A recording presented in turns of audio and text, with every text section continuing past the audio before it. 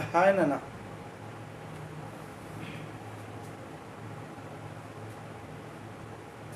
So today we'll start the classification of elements and periodic properties. See, actually, what is element? Element is the basic constituent of all matters. So it's the basic constituent. Basic constituent of all matters. All types of matter.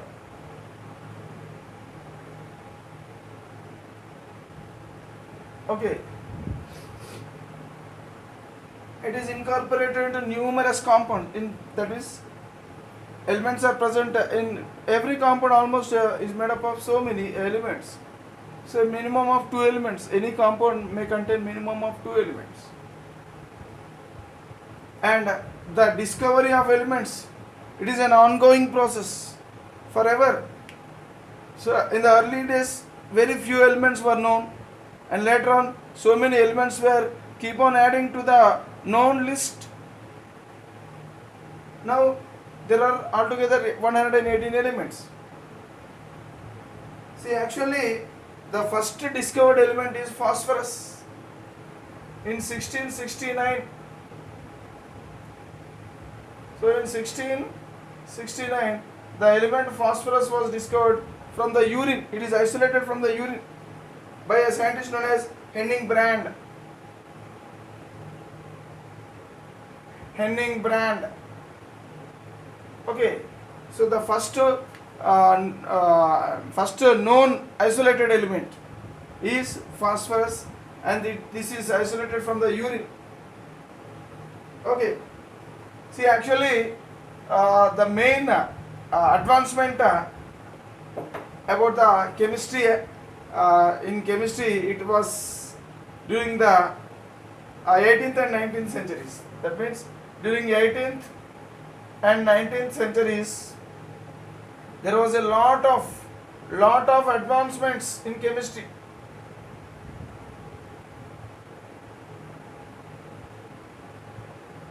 Okay. Lot of advancement in chemistry. So this lot of advancement in chemistry has made easy to isolate so many elements. Okay, to isolate so many elements from their compounds.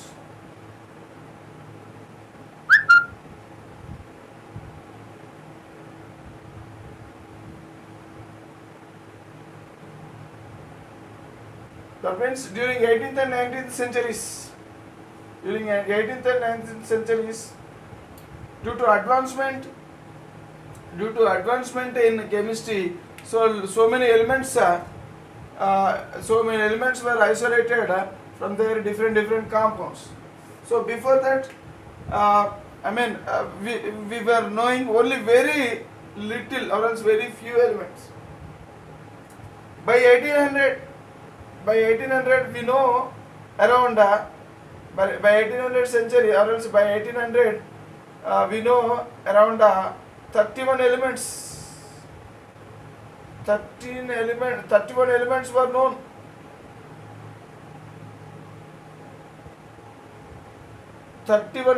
known. By 18th. By 1800. This 18th century or else 1800. In 1865, so we know around, by the time of 1865, we know around 63 elements were known.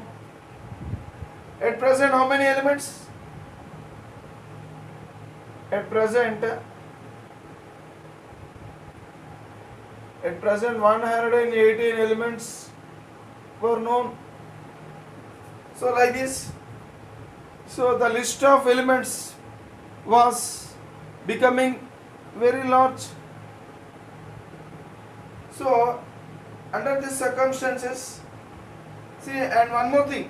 So recently prepared is even scientists, they have discovered new techniques new techniques to prepare elements synthetically, not only isolating the elements from the existing compounds. So the scientists they found a new techniques known as artificial transmutation. Artificial transmutation.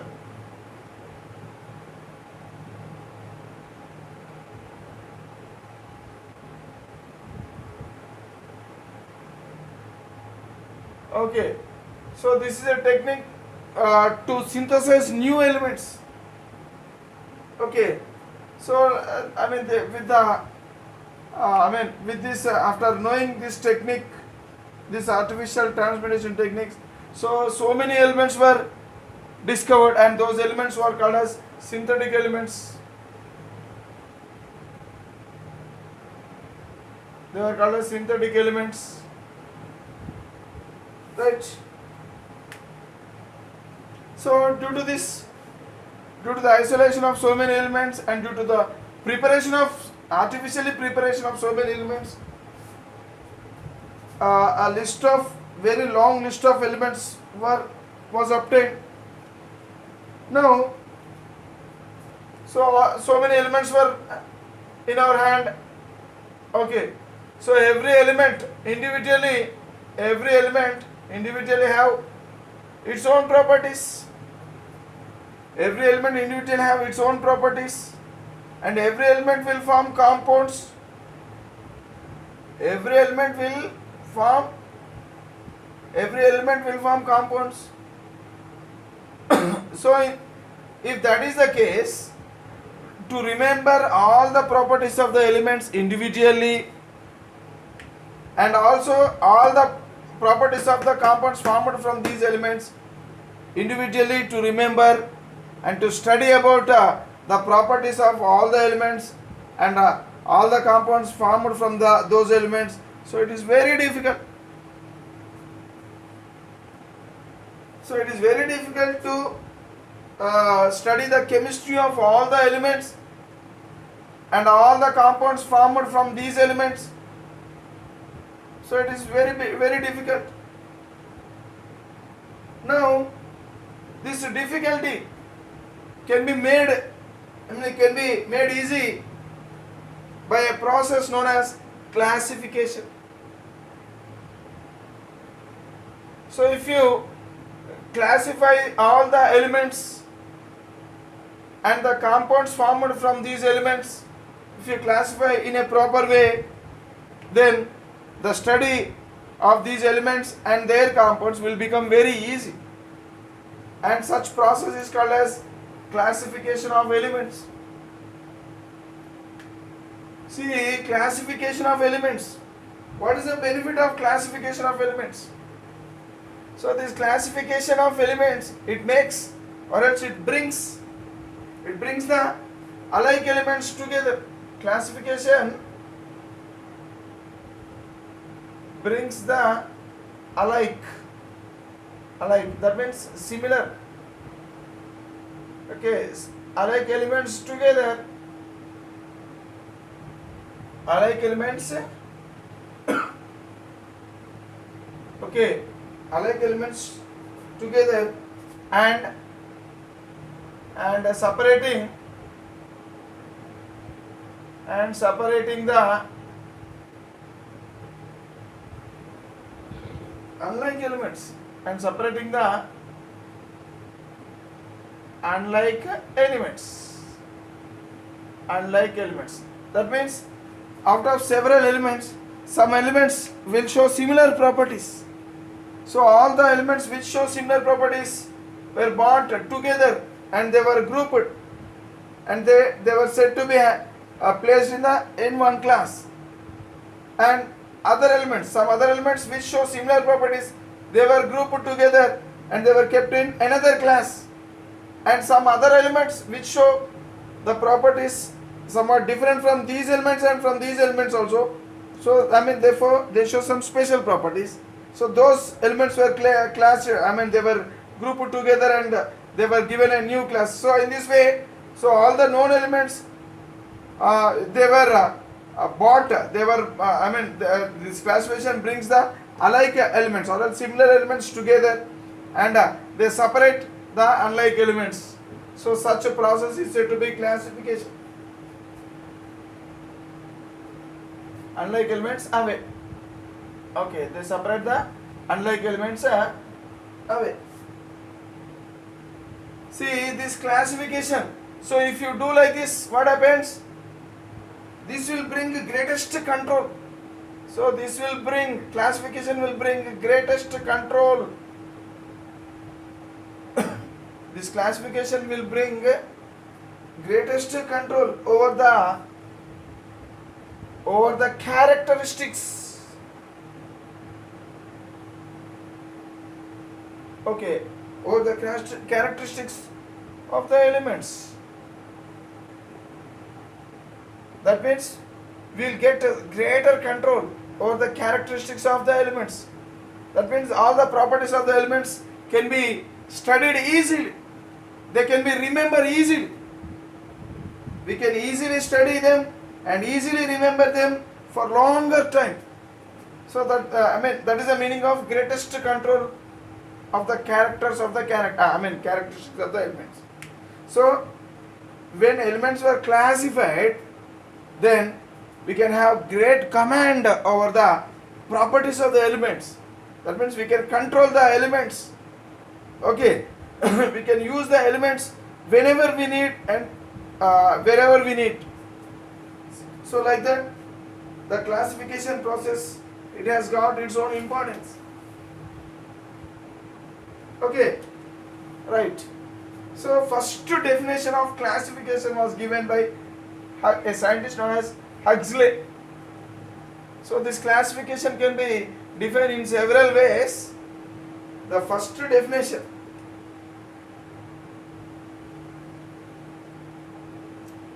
First definition of classification.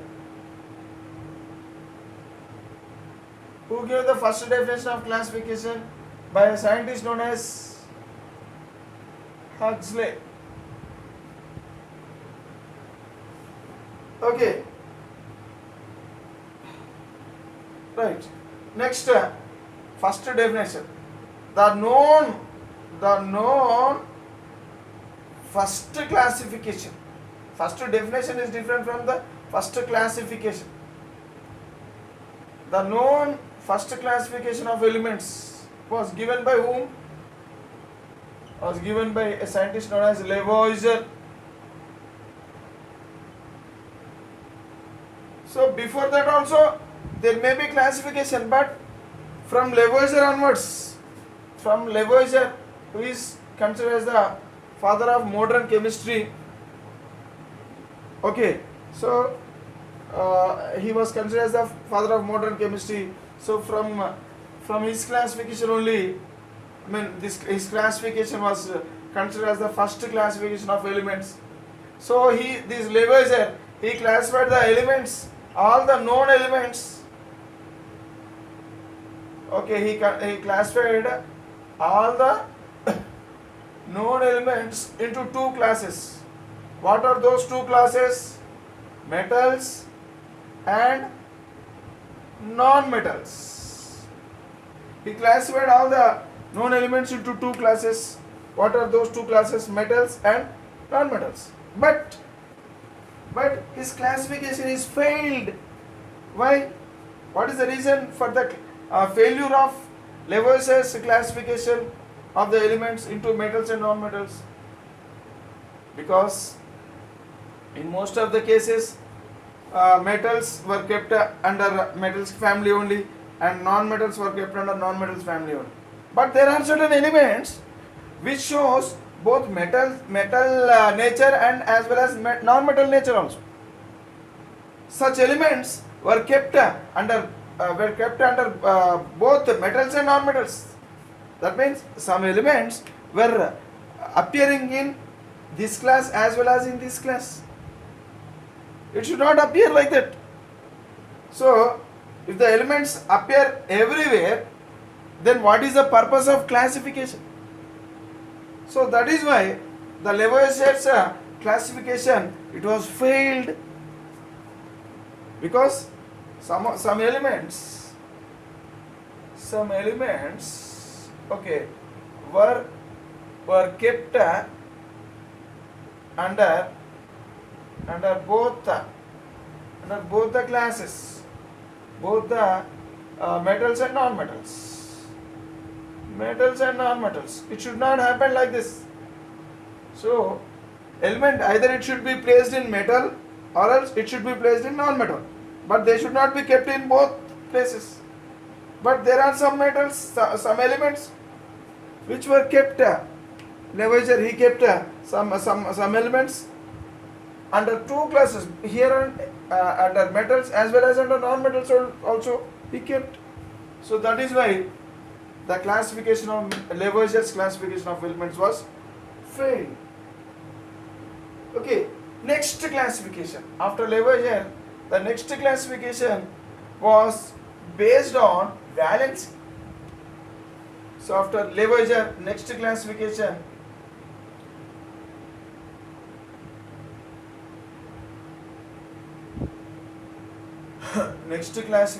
after Lavoisier's classification after Lavoisier is based on valency.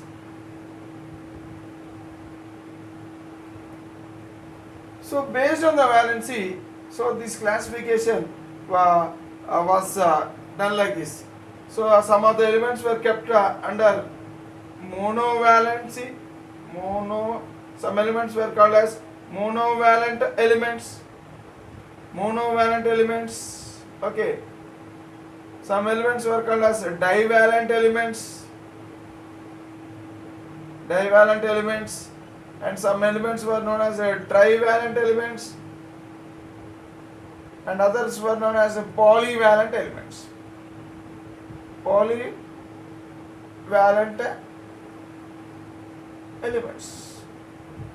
But even this classification is also failed, because there are some elements which are showing more than one valence. For example, if you take iron is showing valency of, iron symbol. So iron, it is showing valency of 2 and even valency of 3 also. So iron will form Fe plus 2, even Fe plus 2. So it is called as ferrous, and this is called as ferric. If you take copper, so it is having Cu plus 1 and Cu plus 2 also. So in some compounds copper exists as Cu plus, that means 1 valency, and in some other compounds copper exists as Cu plus 2. Okay, valency of 2.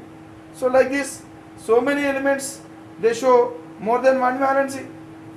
For example, take iron, gold, it exhibits plus 1 valency in some cases, and the gold exhibit plus 3 valency. That means valency of 1 and valency of 3. So like this, there are so many elements which are showing variable valency. Hence, even the classification based on the valency is also rejected. It is also failed, because some elements possess more than one valency. So that is why when an element is possessing more than one valency, for example copper, so where copper should be kept under monovalent element or under divalent element. So this copper, as it is showing both valencies, it was kept here and even here also. Then the purpose of classification, again it is failed here. That means no element should be kept under more than one class. Then only the classification will be a relevant classification. But here the classification, again it is failed. Next, after the establishment of, so meanwhile John Dalton has given atomic theory. Dalton's atomic theory. Dalton's atomic theory was given meanwhile. So Dalton is scientist. He explained about the atom. Okay. So after the establishment of atom, that means atomic theory, now the scientists, they took atomic mass as the most fundamental property. So with the establishment of this theory, so scientists took atomic mass, okay, as the property, okay, the scientists took atomic mass as one of the property, okay, to classify the elements, to classify the elements.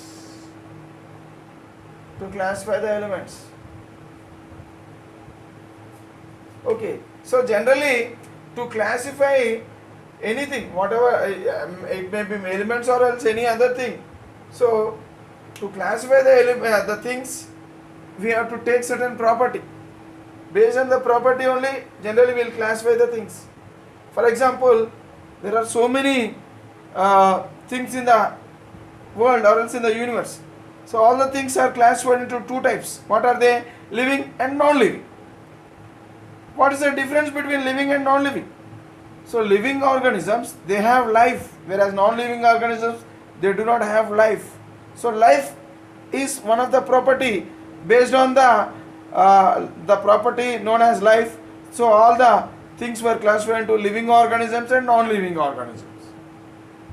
Okay, in the same way, for example, if there are so many marbles, so there are so many marbles.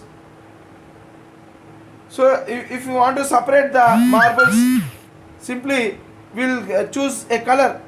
So we'll choose color. Based on the color, we will separate the marbles. We'll separate red marbles aside, blue marbles, marble balls. Okay, marble balls which we play. Okay, so we can separate the marble balls based on what? Based on their color. So here color was chosen as a property to separate the marble colors.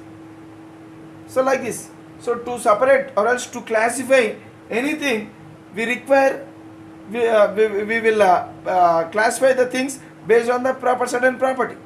So in the same way, scientists,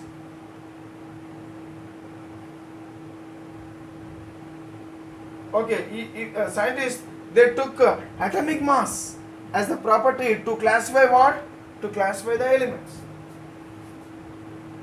And they said that, so atomic mass is the most fundamental property. Atomic mass is the most fundamental property, okay, to classify the elements. To classify the elements. So atomic mass is the most fundamental property to classify the elements. So from then onwards, scientists, they started classifying the elements based on the atomic mass. And these scientists, they started to know, or they started trying to find the relationship between the properties of the elements. To start, the scientists, they started finding the relationship between the properties of the elements and atomic mass. These scientists, they strongly believe that there is a relationship. There is a relationship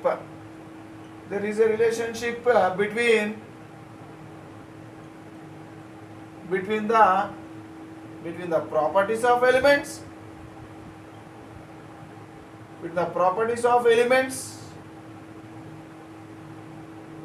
okay, properties of elements and their atomic masses.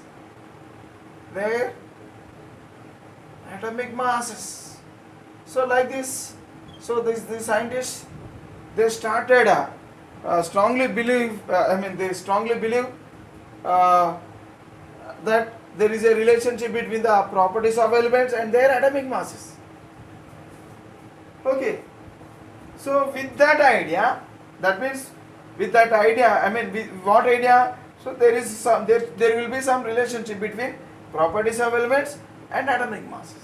So with that idea, scientists they started giving classifications. Okay, they started classifying the elements based on this concept. Okay, now we will learn about the classification of elements based on this concept. Okay, so now out of several classifications based on this this concept, Dobereiner classification was somewhat a valid classification. Dobereiner's classification was somewhat a valid classification, and his classification is named as Dobereiner's law of triad. Dobereiner's law of triad.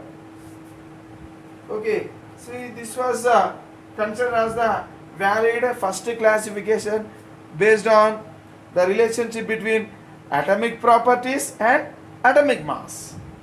Okay, so now let us learn about Dobereiner's law of triad. What is a triad? Tri means three. Tri means three. So a group of three elements. Triad means a group of three elements having similar properties, similar chemical properties. A group of three elements having similar chemical properties. So that group of three elements is said to be triad. And how a triad should be built? He has given a process to prepare a triad. That means three elements. How to make three elements which possessing similar chemical properties should bring together to form a triad. So in order to form a triad, in order to form a triad, so for example, take three elements belonging to one triad given by Dobereiner: lithium, sodium, potassium. So this is one triad. Okay, calcium, strontium, barium. This is another triad. Chlorine, bromine, iodine. This is another triad. So like this, he made elements. I mean, all the known elements were classified into triads. I mean, each triad contains three elements. So in the construction of a triad, he followed one thing, one principle he followed. What is that? He followed a law. What is that one? See, the atomic mass of the middle element. The atomic mass of the middle element. What is that? Atomic mass of the middle element. Atomic mass of the middle element is average. It is the average of atomic masses of other two elements. Other two elements. It is the average of atomic mass of other two elements. For what is the atomic mass of lithium? 7. What is the atomic mass of potassium? 39. Then what is the average of these two? So 7 plus 39 by 2 is equal to 26 by 2 is equal to 30. Sorry. Here 29, it is 46. 46 by 2, it is 23. So here 23 is the atomic mass of sodium. He said that Dobereiner's law of triad says that the atomic mass of the middle element in a triad is made in such a way that the atomic mass of the middle element is the average of the atomic masses of the first and third element, other two elements. So like this. So in this way, a triad is constructed. And when the triad is constructed by following atomic mass, that means this triad is constructed by following atomic mass. So when triad is constructed based on atomic mass, then he found that there is a similarity in properties. That means here the properties of the potassium possess certain properties and lithium possess certain properties, and the properties of sodium, the properties of middle element, the properties of middle element, the properties of middle element is the average, is the average of, it is the average of properties of, it's the average of properties of other two elements, other two elements, other two elements. That means the properties of middle element is the average. That means here sodium is having the average properties of lithium as well as potassium. That means sodium is having some of the properties of lithium and some of the properties of potassium, and the average properties of lithium and lithium and potassium are present in sodium. When atomic mass of the element is average, the properties are also average. Okay, the properties are also average. So like this, in this way, he also has constructed, he has also classified the elements, okay, into triads, and his classification is also based on atomic masses and atomic properties. That means there is a relationship between atomic masses and atomic properties.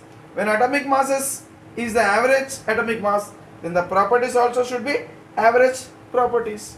So like this, so with this idea, Dobereiner has classified the elements into triads. But the thing is that this law of triad is failed. Why it is failed? Because he made certain triads like iron, cobalt, nickel, in which the atomic masses of these three is almost the same. The atomic mass of these three is almost same.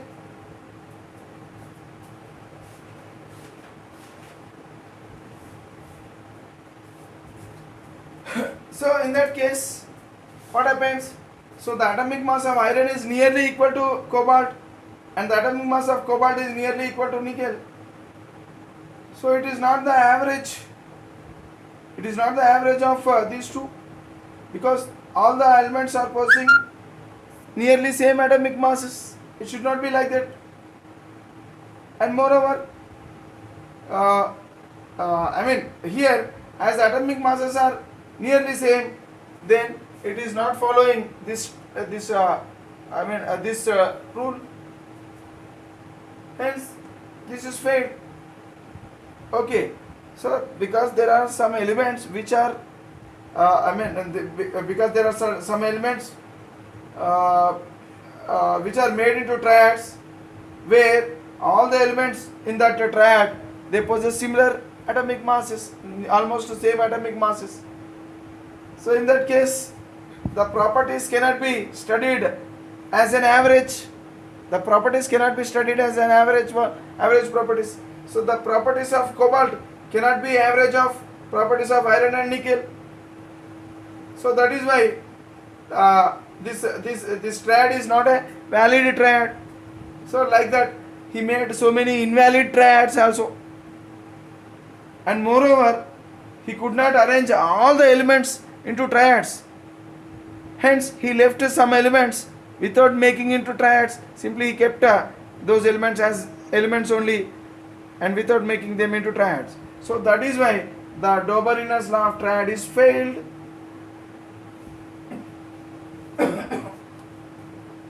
Okay. So like that.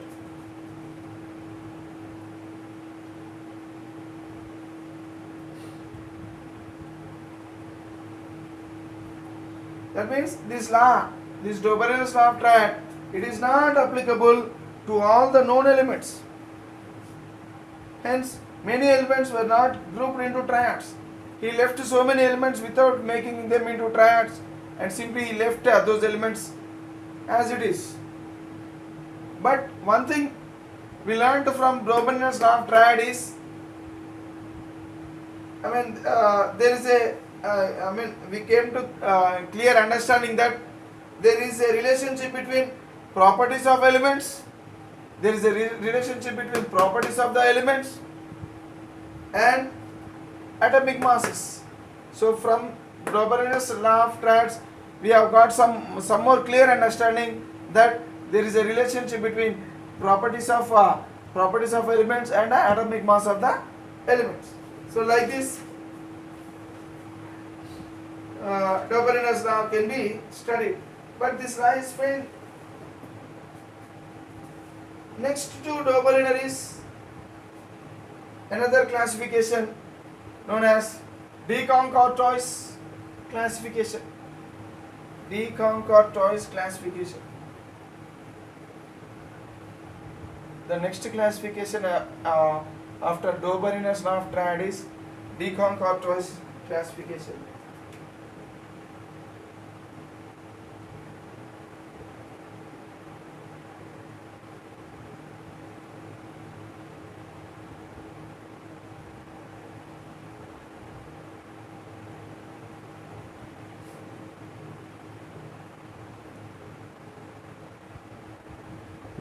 De Courtois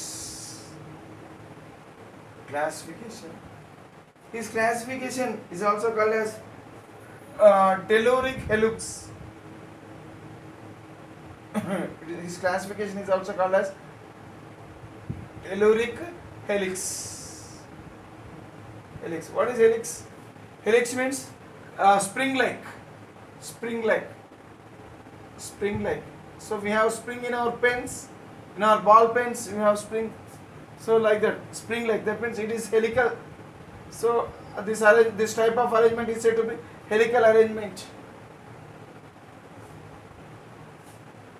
So this classification is also based on what? Based on atomic masses only. Even this classification is also, even de Courtois classification is also based on atomic masses only. So what did he do? He has taken a cylinder. De Courtois, he has taken a cylinder, okay, like this, and he made 16 equally distant lines on this. He has drawn how many? 1, 2, 3.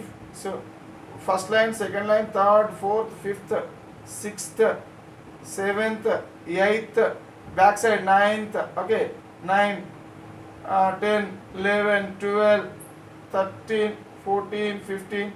Okay, like this 16. So altogether 16 equivalent lines. So backside.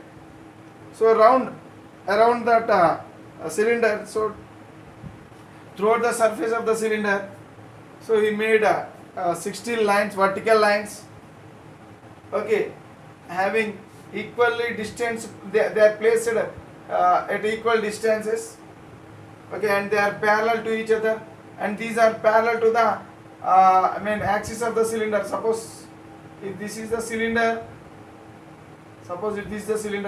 and this is called as axis of the cylinder. So to the axis of this cylinder, so all the lines are parallelly placed. Okay, now he has drawn a helix. That means backside. So backside I am drawing. So backside like this. He has drawn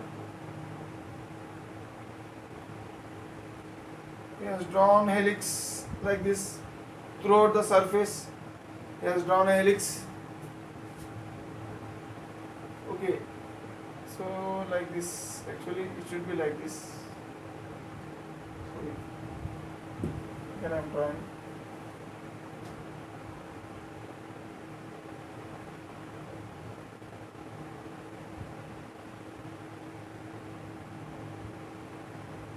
like this helical helix. That means it is following this spring-like pattern. Remember, so helical arrangement with all the lines, 16 lines. Okay, helix like the thing. So helix like thing. Well, simply I'll draw like this. Okay. And he started, after drawing the helix, he started arranging the elements on this helix by increasing atomic masses.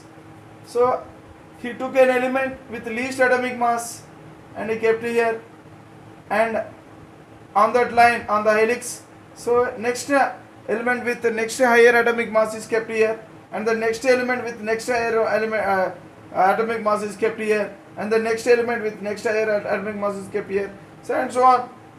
So he kept all the elements.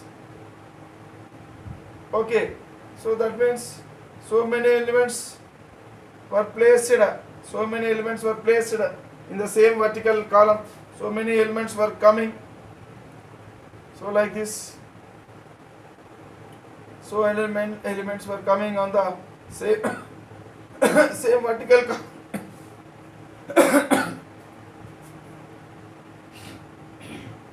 That means he arranged the elements based on what? Increasing order of atomic masses on the helix. See now, in his arrangement, what did he found? So elements which differ in their atomic mass. See this element, this element, this element, this element. So now he found that there is he found the atomic mass relationship between the elements present in a particular line or a particular column. He found that this element and other elements, they are related in such a way that their atomic masses may be the difference in the atomic mass between any two elements is either 16 or multiples of 16. So that means difference in atomic masses, difference in atomic masses of elements placed in a vertical line, in a vertical column, in a vertical column. Okay, that means, so here as he arranged the elements by following the helical path, so finally he got such type of arrangement where the elements which fall on the same vertical column, okay, all the elements which fall on the same vertical column, they differ in their atomic masses,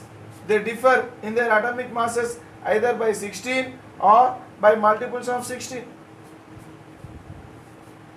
Okay, and all these elements were showing similar properties. Found that these elements, they are having same properties. And finally he said that the elements with which differs by atomic mass, in their atomic mass by 16 or multiples of 16, okay, they possess similar properties, he said. What does he said? The elements which differ, all the elements which differ in their atomic mass nearly equal to 16 or multiples of 16. So those elements whose atomic mass difference is either 16 or multiples of 16, so they show similar properties, he said. So like this, he also has established a relationship between properties and atomic masses. So like this, his classification can be explained. Okay, but this classification was not accepted. Unfortunately, this classification was not accepted. Now, the next classification is Newland's law of octaves. The next classification is Newland's law of octaves. So we will learn about the Newland's law of octaves in our next video.